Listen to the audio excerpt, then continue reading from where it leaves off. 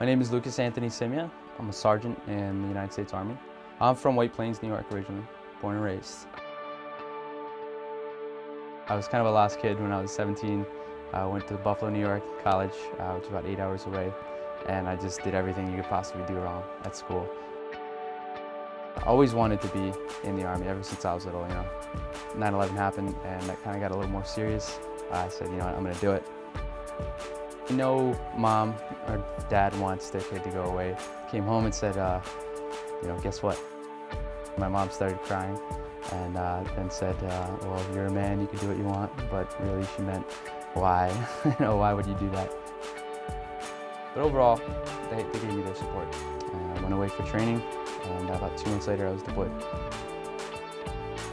The initial deployment was every emotion you could think of, it rolled up into one. I was 18 and super pumped and invincible as far as I was concerned, but my responsibility level was very different in the second deployment. I met Millie in 5th grade. By around 9th grade I realized I think I liked her, and constantly got rejected. Nothing ever happened in high school. After my first deployment, at some point, I emailed her and we started talking. At that point I was in the reserves and working at a restaurant down the street from my mother's house, and she was walking by with her mom, and I was like, you know what, this is my chance. So I asked her out, and right in front of her mom, which I think scored some points.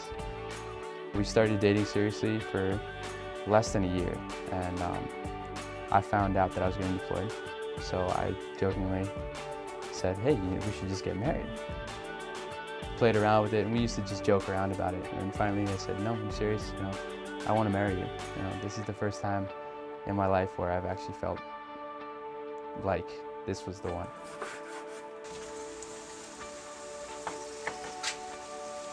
I'm married. I have my wife at home. It's a totally different dynamic. You're not just worrying about your own well-being and the guy to the left or the right, but you're worrying about, is my wife okay? Is she gonna freak out if I, don't call her today because I just had too rough of a day? I wasn't a reckless 18-year-old kid who wasn't scared of anything. I was somebody who had other people depending on me. We were fortunate that this tour, he did have access to internet, and we were able to Skype or email or speak via phone several times a week.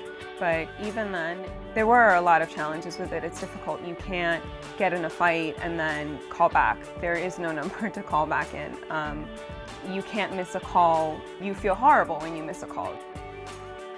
There definitely has to be a lot of communication and just a lot of trust that it's all going to be worth it and it's going to work out. Just being able to live together and work together constantly, that happens within the unit from one soldier to another, and I think that carries over into family life as well. At least for me, I met somebody in his unit or another military girlfriend or spouse. Instantly you're connected to them, and I felt like I could talk to them and I felt so close to them right away.